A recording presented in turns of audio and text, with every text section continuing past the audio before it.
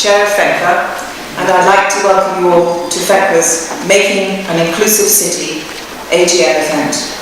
Before we start, I'd like to introduce the present committee. They include Jean Glasberg, our Secretary, Angela Chadwick-Healy, John Caldwell, Lynn Rundblad, and Richard Cushing, who's standing in from Hurst Park Avenue RA for our Treasurer, John Latham. Committee members John Latham, Barbara Taylor, and John Lawton have all done enormous work behind the scenes. I really have to say they have done a lot of work, but they're away today. Thank you very much for coming here tonight. I'm delighted to see so many of you, and I think that it's a tribute to Cambridge residents that we've managed to get together like this again to support FeCRA, despite this being the opening night of not just the Cambridge Literary Festival, but also the meeting of Cambridge's Extinction Rebellion. You've all come to hear Robin Hamilton and our panel of leading experts. We'll run swiftly through the business part of the evening so as not to keep you or them waiting. You've all read the minutes of the last AGM meeting and matters arising, I'm sure. May I remind those present that only those who are members of residents' associations are eligible to vote. Now, have you all got your green voting cards? Does anybody need to have one? No? Okay. Well, can you all hold up your green voting cards? May we approve them, please? Can I have a proposer, please? Thank you. A seconder? Thank you. All those in favour? Anyone against? Can we now approve them? Thank you. I now turn to the Chair's report, which will also be available on our website. Cambridge's acute housing problems and lack of affordable housing, together with the unabated growth agendas pursued by government, big business, universities, colleges and property developers working together, pose challenges to the quality of life of not just of present residents and those who will come to live here, but of the next generation. Before the last general election, among the issues residents asked us to put to the parliamentary candidates was the need to properly assess the cumulative impacts of developments before any decisions are made, and to bring the councils, universities and colleges together with residents in decision making. FeCRA was glad to have the chance to comment on the recent application for Cambridge High Street funding for the city centre. Proposals generated a huge citywide response.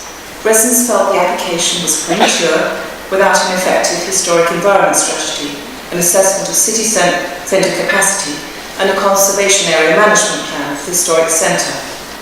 But they were really pleased to be involved and they made a lot of constructive suggestions.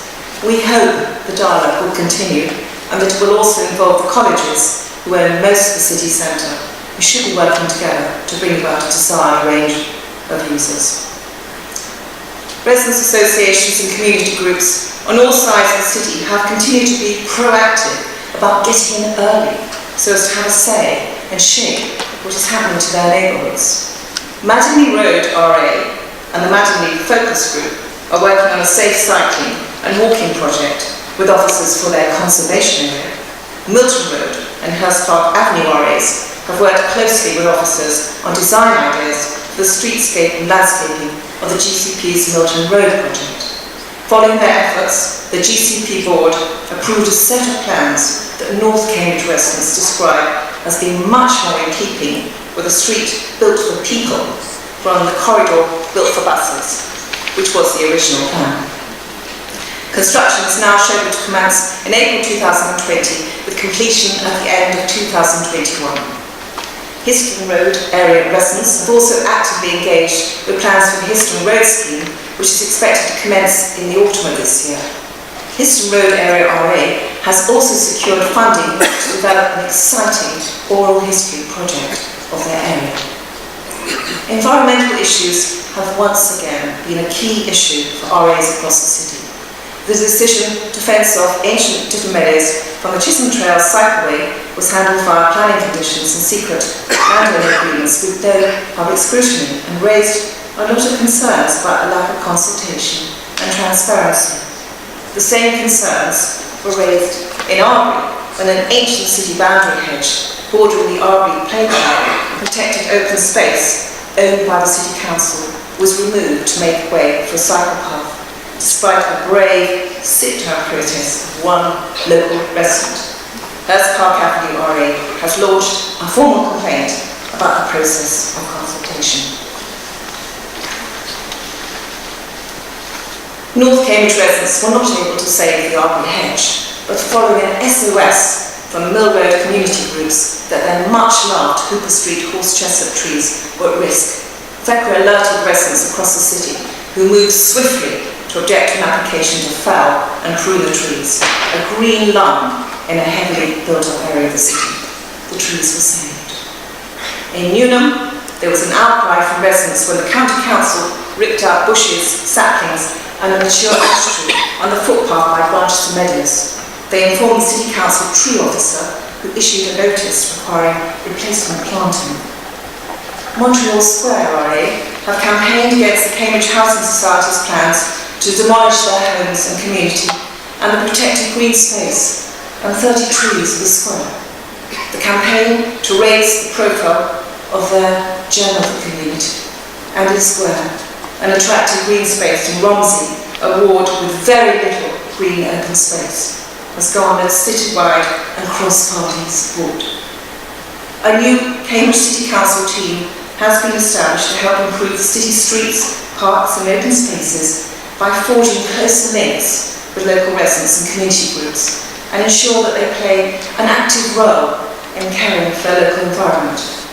West Cambridge residents, including members of Newnham Croft RA and South Newnham Neighbourhood Forum, working closely with the City Council's Biodiversity Officer, has set up the Friends of Paradise Nature Reserve. The hedgehog talk they organised reflects national concern about falling numbers of hedgehogs and the decimation of UK wildlife.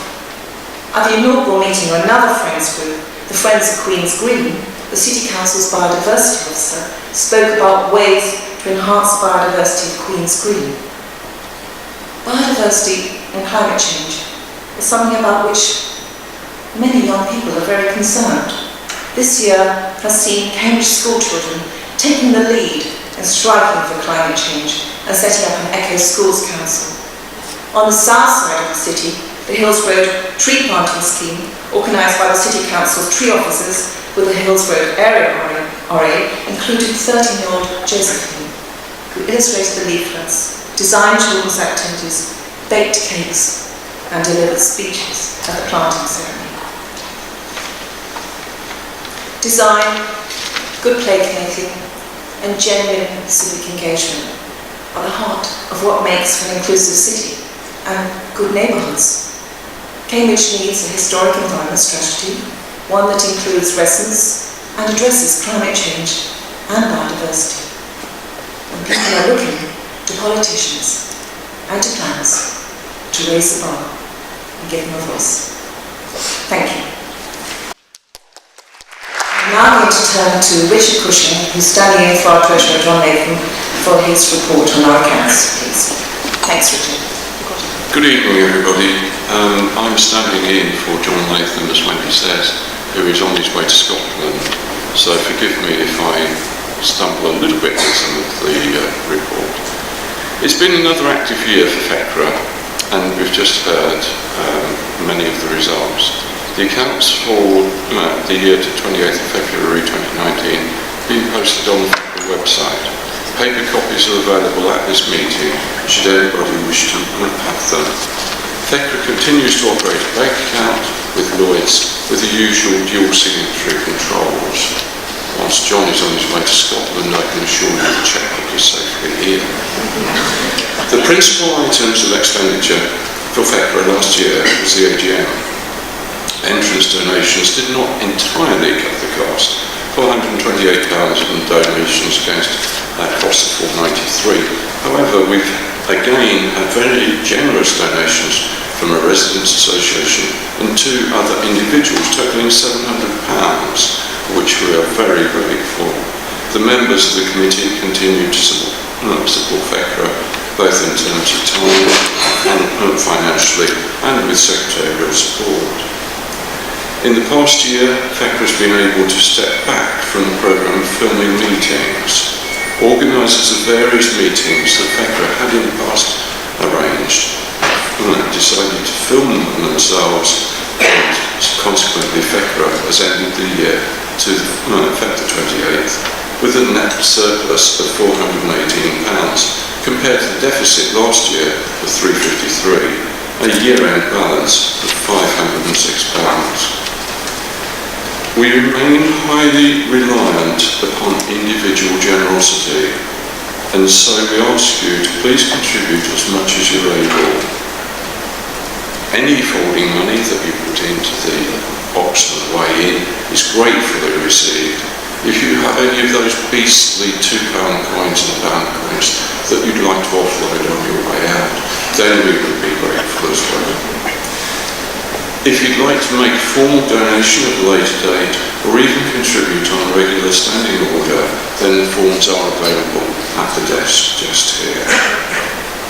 If there are no questions, and it says here a short pause, I shall make it a very short pause. Please may we have a proposer and a seconder for the adoption of the accounts to the 28th of February